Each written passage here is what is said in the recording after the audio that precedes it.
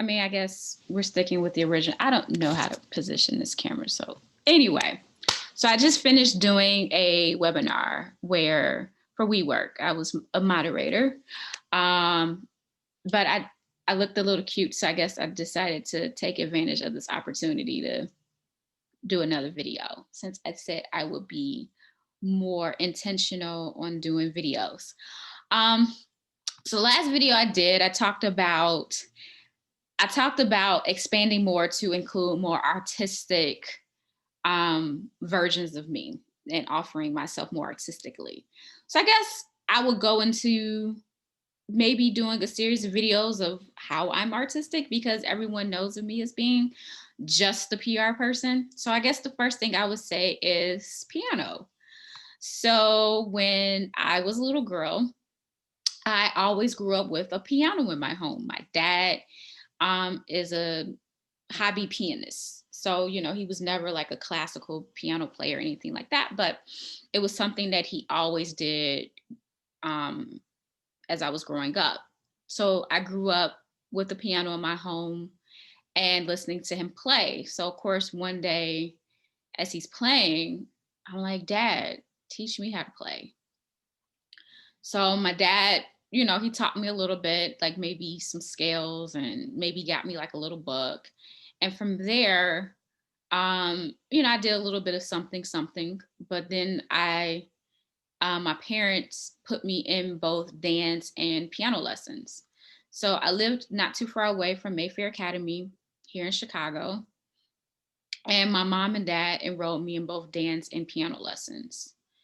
So when I first enrolled in dance lessons, all I took was tap and really, really love tap, still do. Haven't done it in a while, but I kind of remember a few things. So I took tap first. And then I segued into jazz dance. I was never a real like hardcore ballet dancer. I took some ballet because it's foundational for dance. So I know basic concepts of ballet, but I never really got into ballet really heavy. I kind of think I wanted to, but that's another story for another day. But I was really into tap and jazz and I took piano lessons. So those were my Saturdays as a kid growing up, 9 years old. I took tap, jazz, and piano. Well, I took tap and jazz all the way from like 9 years old until I graduated from high school. I stopped playing the piano in the middle of my high school years. I don't remember when exactly, but I did stop playing for a while.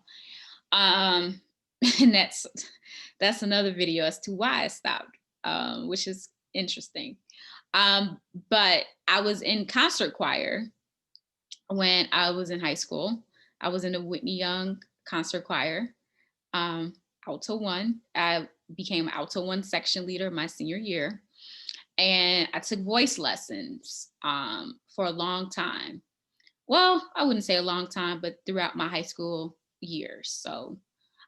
But the form of singing that I did was far more classical than me being able to like belt out a contemporary song. So that was my high school year. So I took tap and jazz, and you know, then I was in concert choir and I took piano.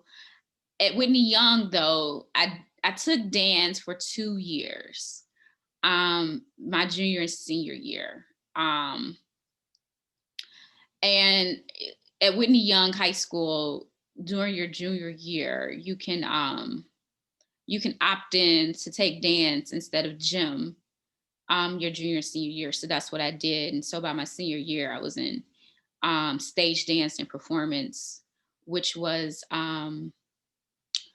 the like equivalent of like concert choir, but it was like concert dance or what have you. It's like the most advanced form of dance at Whitney Young.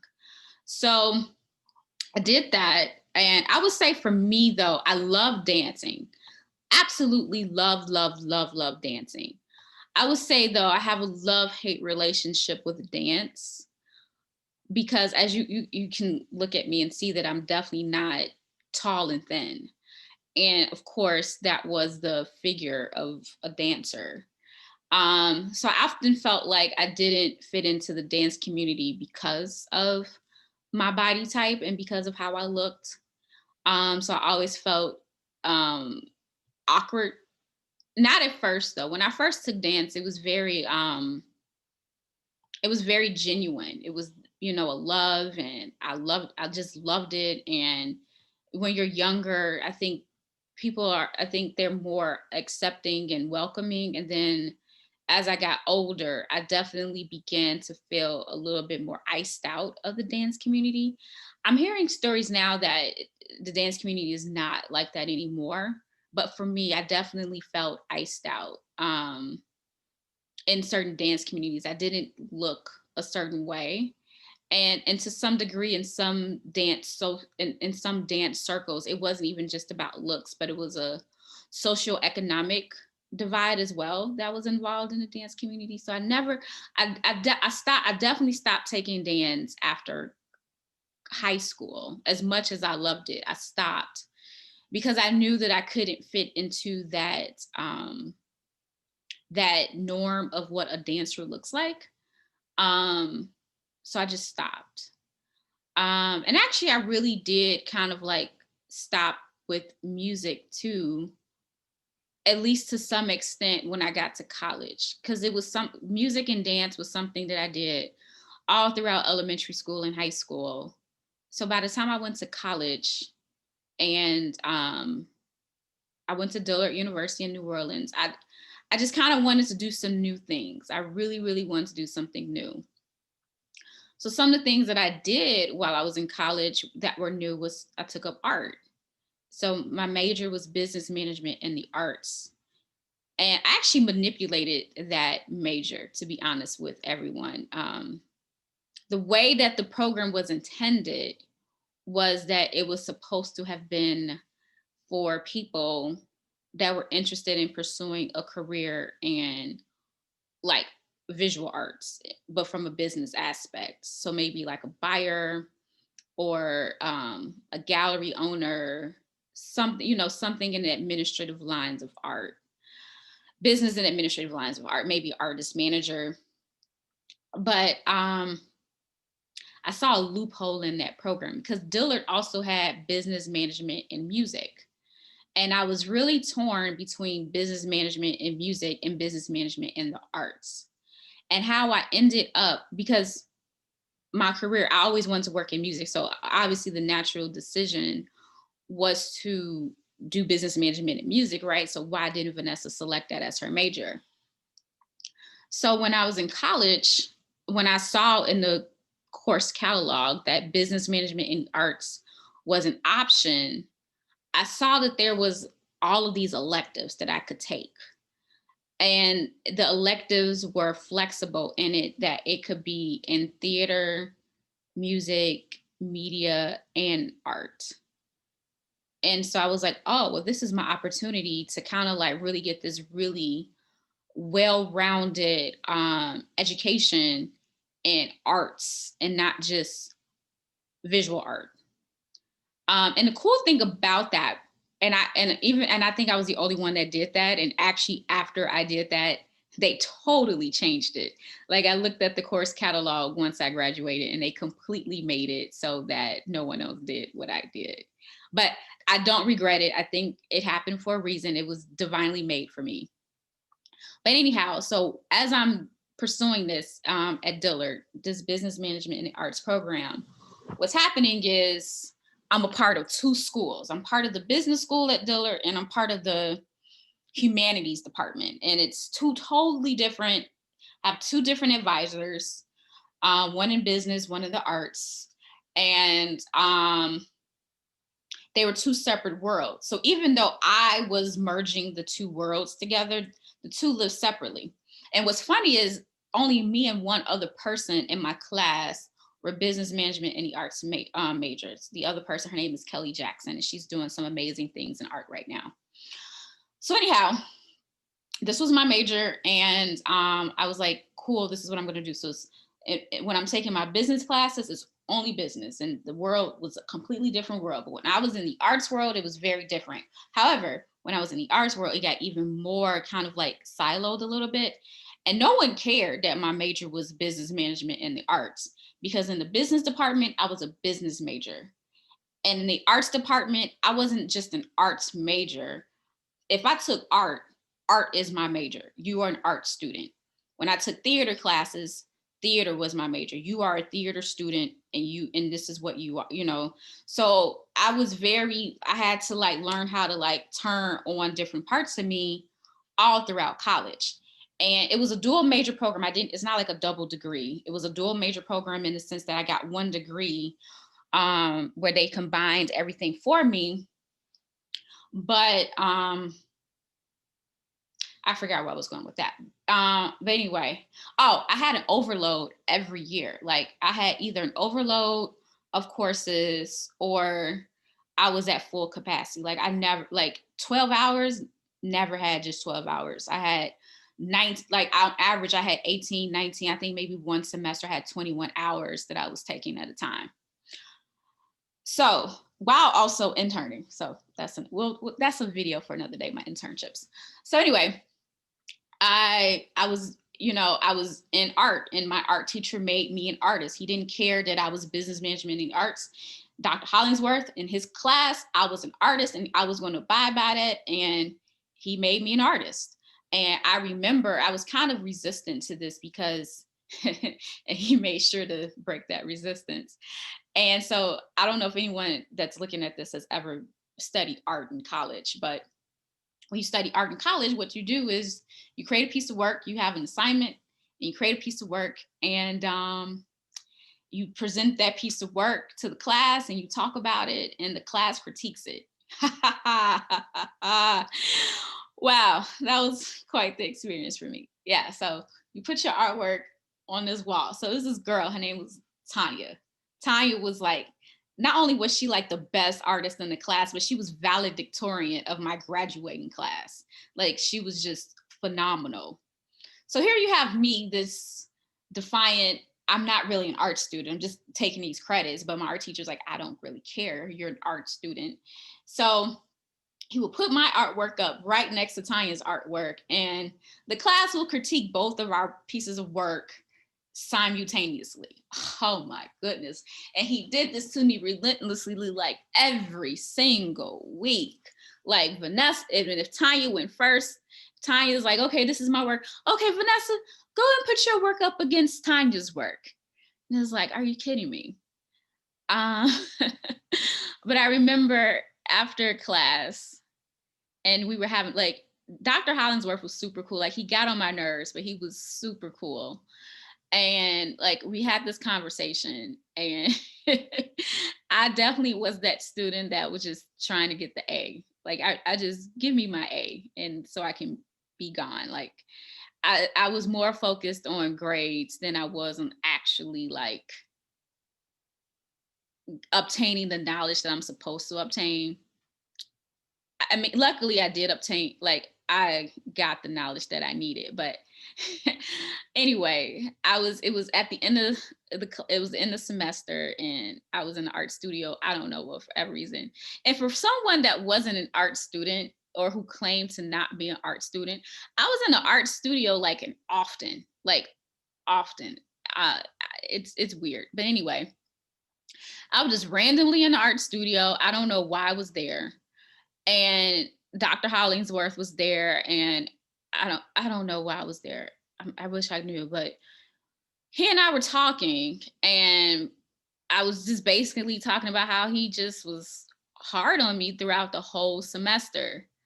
So then we went through my portfolio, and we went through a series of all my work that I did throughout the year.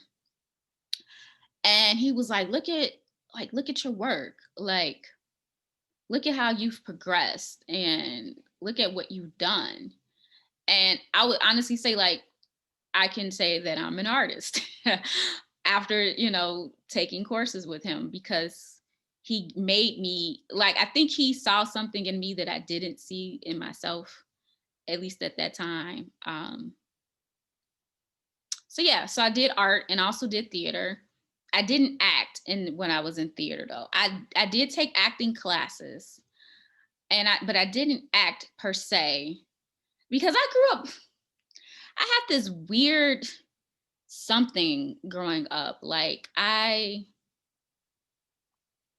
something was weird with me where I had this weird circle of friends that was like, well, if you do this, then if if I'm doing this, then you can't do it. It was like real, it wasn't Mean Girls, but it was almost like Mean Girls. Like, have you ever seen Mean Girls where Gretchen was like sad, like upset because Regina George told her that she couldn't wear hoop earrings because hoop earrings was her thing.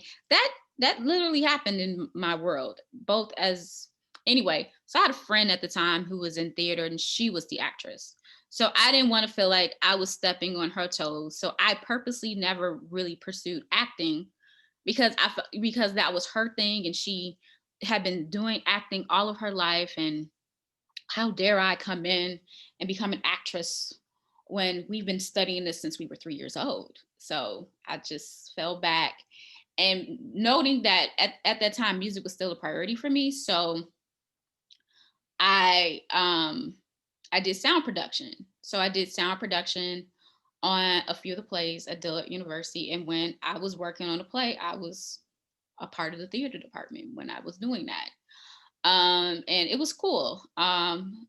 It was cool, an experience that I don't take for granted. I do wish that I did act because I did do really well in my acting courses, but I never really had the opportunity to really showcase it, except this one time. It was this one time where I after college I did audition to get an agent, and actually I got accepted, and I auditioned, and it was like I had to act out a commercial, and I did really well. Everyone's looking at me like, whatever. But I don't think I was like really serious. Even though I did it, I thought it was something cool to do, but I don't think I was completely committed at that time. So I kind of like fell back from it. But yeah, that's kind of weird like that's like it's funny how like you tell stories and you remember parts of you that you did that that's kind of like shoved away in the pocket. But yeah, I actually auditioned to get an agent and got one. I think it was like IMG or something like that. It was probably, I don't know. Another story for another day, right? So anyway, yeah, I was in theater, did music.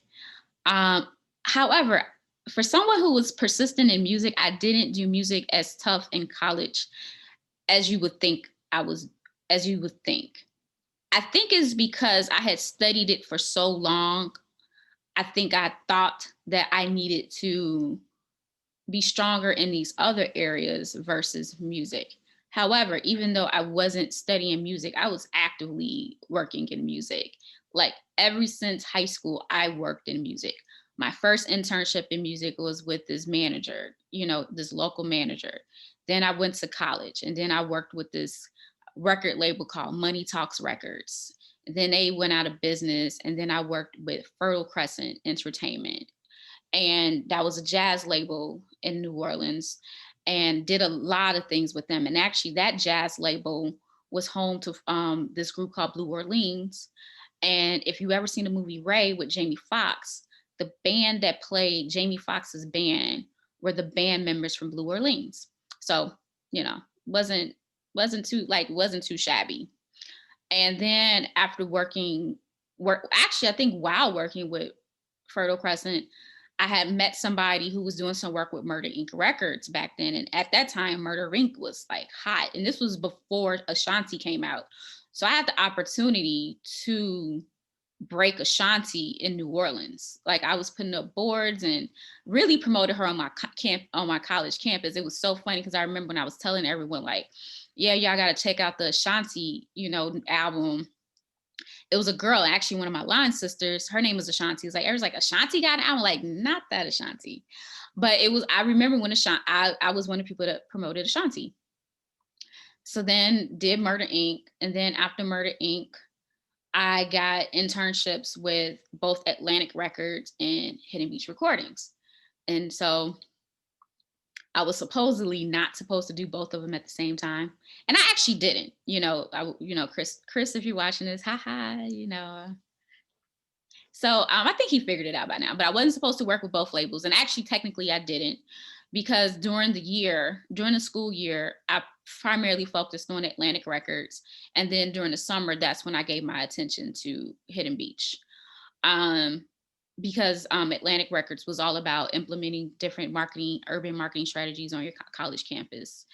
Um, so yeah, I think I talked enough for right now to give you a little bit of background of my artistic stuff. There's still more to come, but I am dabbling in art, and I created a piece. It's kind of an abstract piece, but I'll show it to you guys. I did this over the summer, and I'll let you guys see it. You probably won't see the whole thing, but this is like a piece that I did. Like this is the bottom all the way.